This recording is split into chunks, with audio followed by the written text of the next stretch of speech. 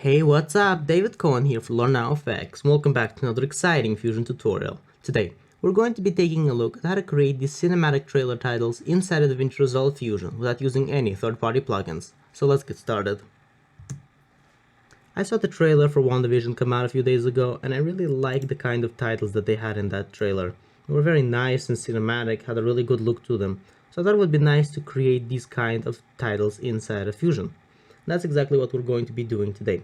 And if you're new here, please subscribe and hit the notifications bell so you don't miss any future tutorials. With that said, let's get started. So the first thing I'm going to do is I'm going to go over to the project settings over here in the bottom right corner. And I want to make sure that the timeline resolution is 1920 by 1080 HD. And the timeline frame rate is 24 frames a second. And I'm going to click Save. The next thing I'm going to do is right click on the media pool and select New Fusion Composition. And I'm going to leave the duration at 5 seconds, and I'm going to call this clip name Scarlet. And 24 frames a second frame rate should be good, and I'm going to click on Create. Now I'm going to take this Fusion comp and I'm going to drag it onto the timeline. Make sure that the clip is selected and that the playhead is over it, and we can head over to the Fusion tab. So now that we're in our Fusion tab, I'm going to zoom out a little bit with the middle mouse button, and I'm just going to take this media out and I'm going to drag it to the corner so we can start making our title. And the title is basically made up of two parts. The first part being the red smoke, and the second part is the chrome text. So we're going to start off by making the smoke. So the first thing I'm going to do is I'm going to grab a background node and I'm going to send it to the viewer. And I want to change the color of this background to white, completely white. And after that, I'm going to add a P image emitter, and that's something we haven't used before in the tutorials, and I'm going to explain how this one works. And I'm going to change some settings here. I want the X density to be 0.3 and the Y density to be 0.3. That way we have less particles to work with, and it'll render faster. I mean, you could always go to 0.4 or 0.5 if you want some extra detail, but 0.3 works nicely in this example. And I'm going to take this background and I'm going to pipe it into the P image emitter. And I'm also going to add a P render from the toolbar. And I'm going to send it to the viewer. So the P render defaults to a 3D renderer. It's going to render the output in 3D. So here we have our grid of particles, and this is what we're going to be using to create the smoke. So if I change the render type to 2D, you'll see that we're zoomed in too much. I'm going to turn off the checkered underlay so you can see. We're zoomed in quite a bit, and I want to zoom out a little bit. And I'm going to show you a cool trick on how to do this in 3D. So I'm going to keep this P render selected, and I'm going to add a camera 3D from the toolbar. And Fusion will automatically create a merge 3D for us. And I'm going to switch to dual viewer. I want the 3D scene to be in viewer 1. And in viewer 2, I'm going to add a render 3D from the toolbar. And I'm going to view that. And here we have our particles, and we can't see them because the camera is looking past them. But as soon as we move our camera, you will start to see the particles. So I'm going to move the camera until I get to the point that I like. I'm just going to keep moving it, keep going until I get to the position that's good for this project. So there we are. As you can see, we have some space on the edges, and we're going to need that space in just a little bit. So I'm going to position the camera, make sure that it's perfect, and I'm going to show you the trick now. So we do not need this merge and render 3D. We can just get rid of that. What we can do is we can go to the P render and set the type to 2D, and we're going to get this, the original image again, but we can pipe this camera 3D into the camera input of the P render node, as you can see. So I'm just going to pipe that in like that, and now it's going to use this camera settings as the 3D camera when it renders these particles. So that's looking good. We have a nice even array of particles, and we can start adding the detail. Now, to achieve this smoke look, we only need to add one tool, and that is the P turbulence. I'm gonna add this right here, and as you can see, it's going to look like this. And if we go a little bit forward, you see it looks really interesting the way it looks. I can switch back to a single viewer now, and if you zoom in, you see we have this very nice looking particle smoke. And there are still a few things that we need to change. The first thing being that in the P image emitter, you have to change the lifespan to the duration of the clip. It's by default it's set to 100, and our clip is 120 frames long, so I have to set this to 120 so that the particles will last throughout the entire composition. There we are. And one more thing I want to do is I want to bring up just a little bit. I want to bring the density up very slightly so we get a little bit more detail in our smoke, and we get something that looks like this. The next thing I'm going to do is I'm going to add a blur node, and if I zoom out, you'll be able to see the difference that this blur node makes. So I'm going to add a blur node. As you can see, it really lets you see the depth of the smoke. Just one pixel, the radius of one, gives you a very nice look. So here's before and after. Now you can really see the depth of the smoke. But a radius of 1 isn't enough for the effect that I want to achieve. I want to go to about 5. This is the point where we get the nice smoky look, and we're at the point where we don't lose too much detail, and we don't have too much noise. As you can see, if I bring the radius to 3, we'll have noise over here and it won't look very nice.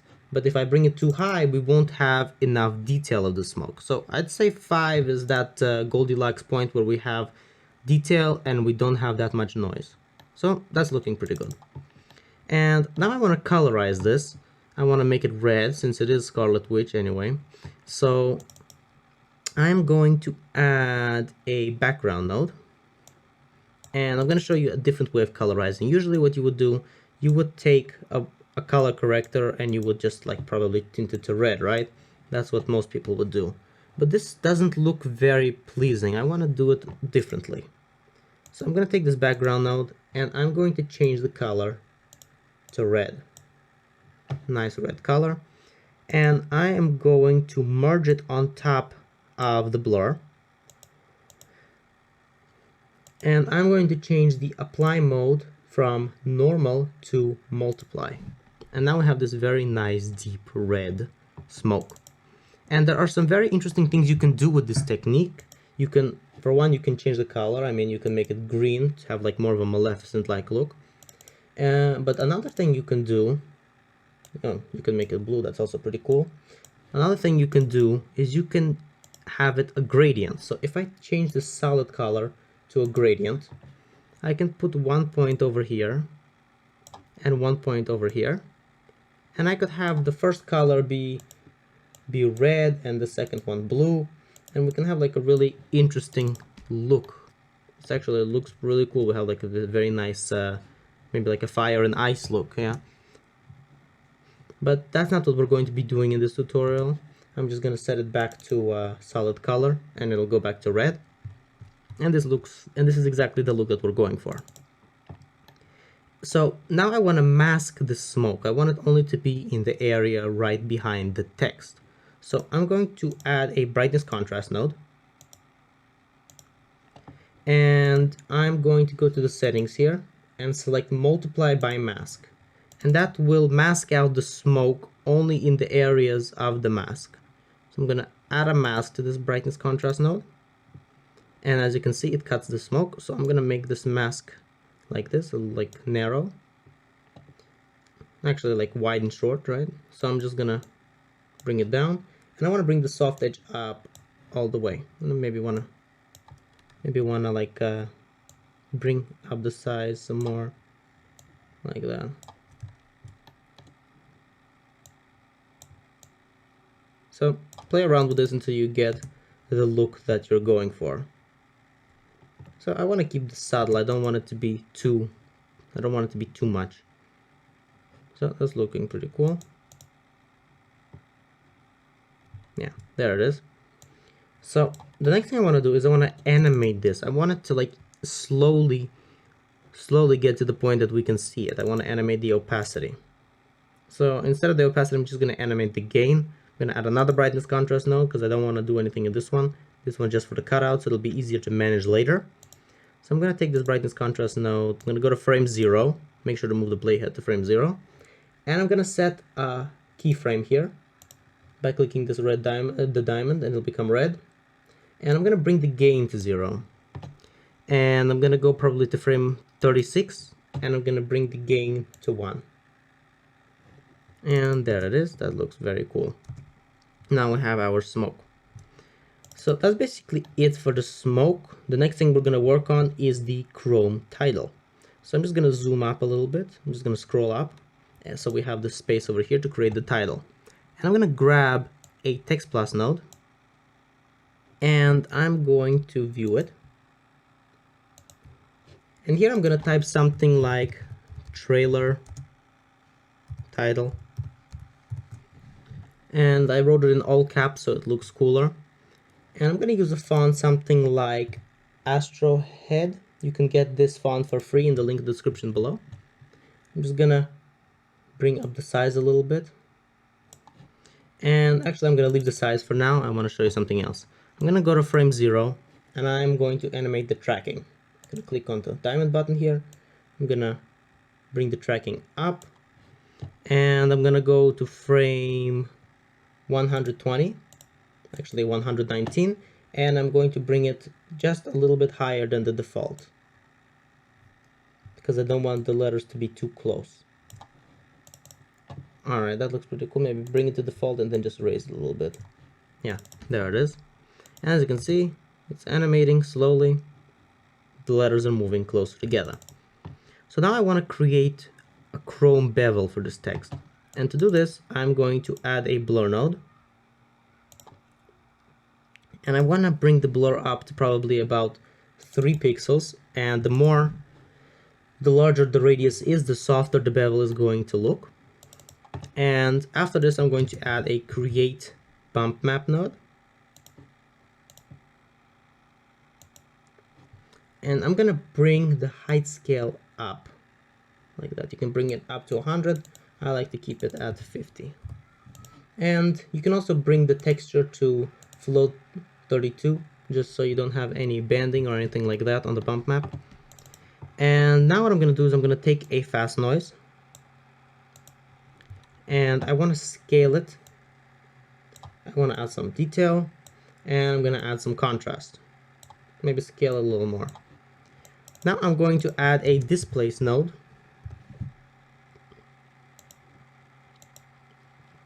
To the fast noise. And I want to displace the fast noise with this bump map. So I am going to go to the displace node and change a few settings over here.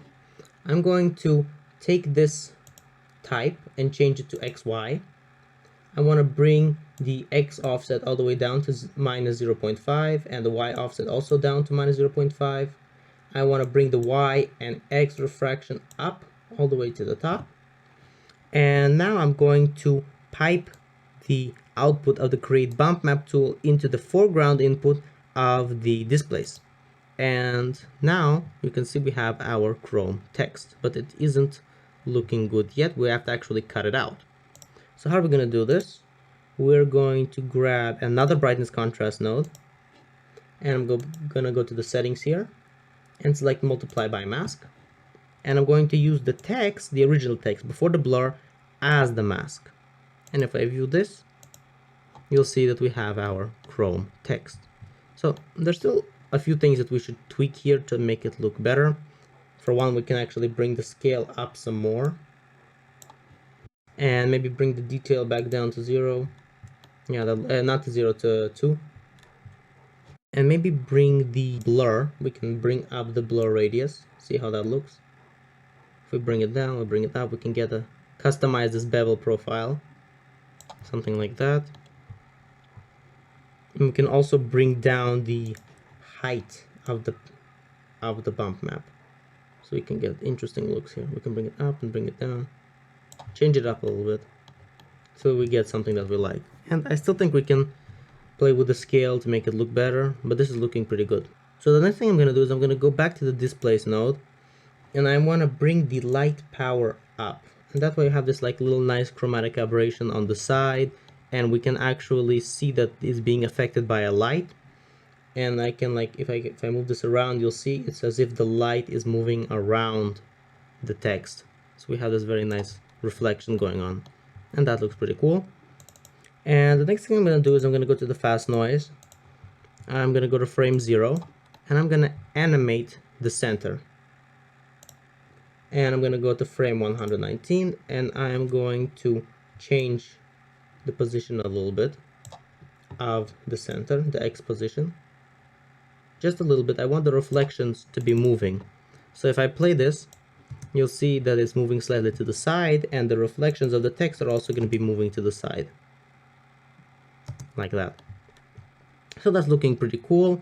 And if you want to add a little bit of tint to this metal text to make it look a little bit more like gold, we can add a color curves, CCV, and I can disable the blue, green, and alpha. I can bring the red channel up by just a little bit, Shift S to make the spline smooth.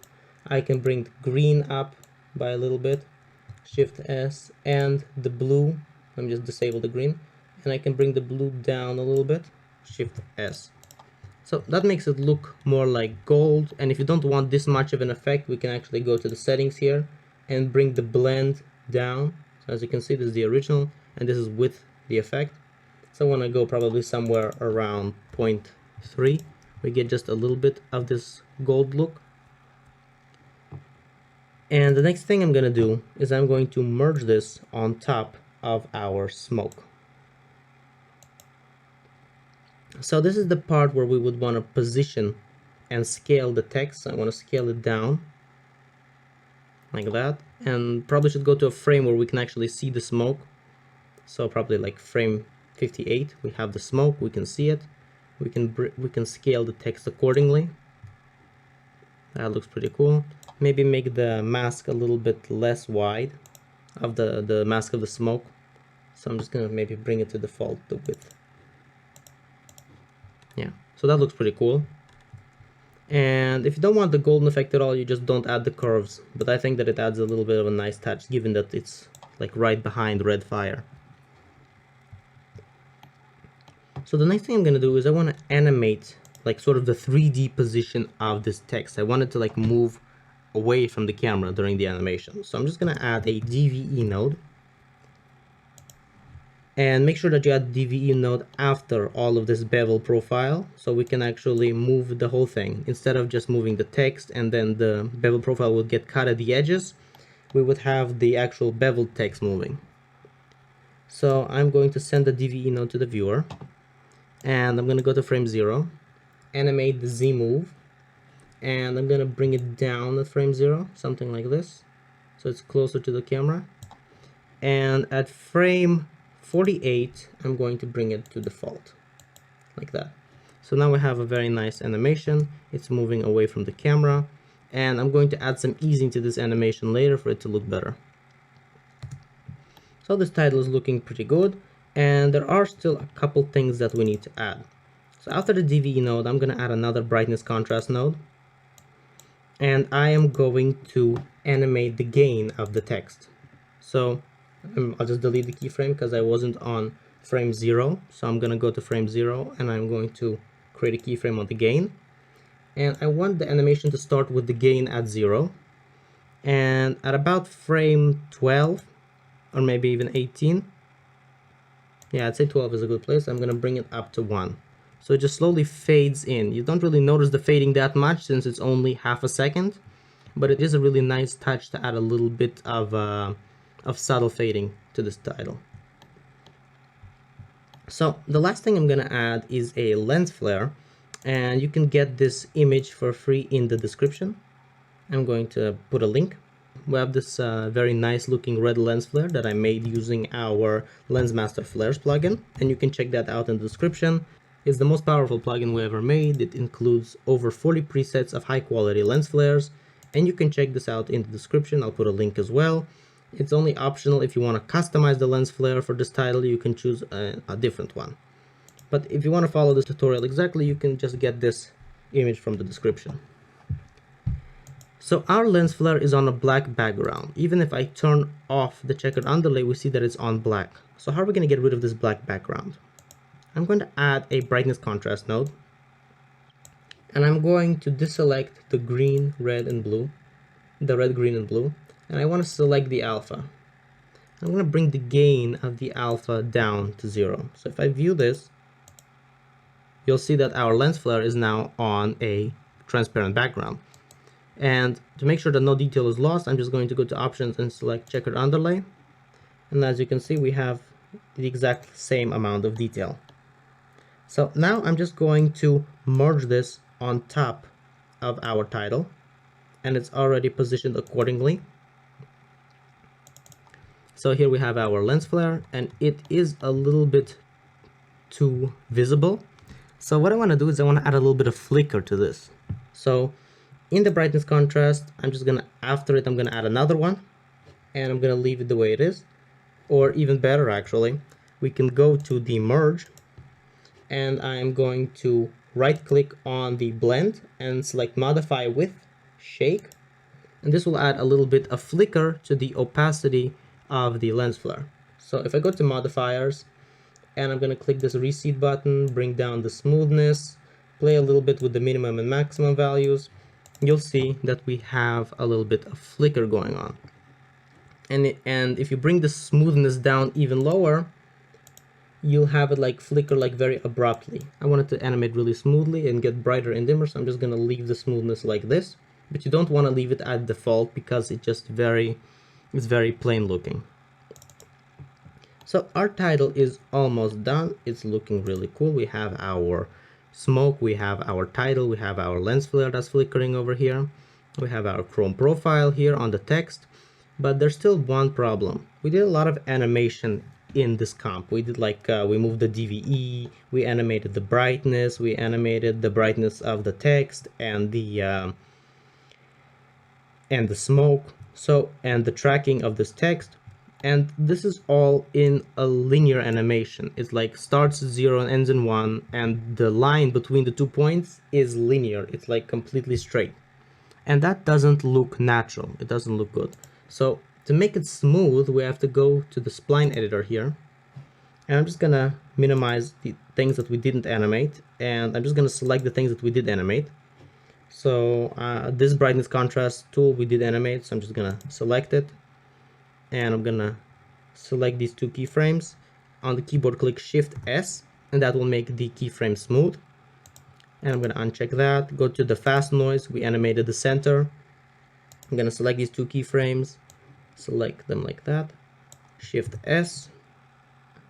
I'm gonna uncheck that, minimize it. The text, we animated the tracking, I'm gonna select that too, fit.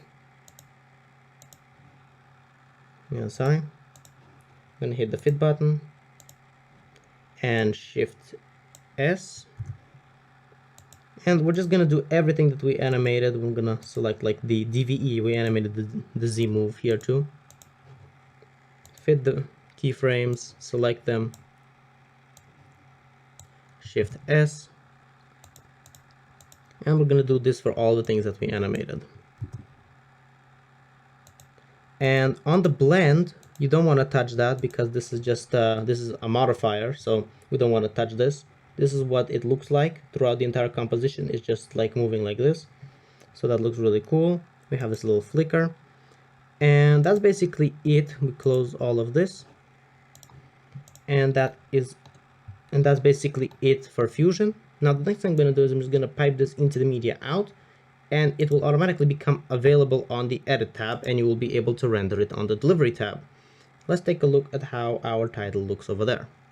Just gonna close the media pool, put the CTI over here, and let's wait for our text to appear. There we are. It looks really cool.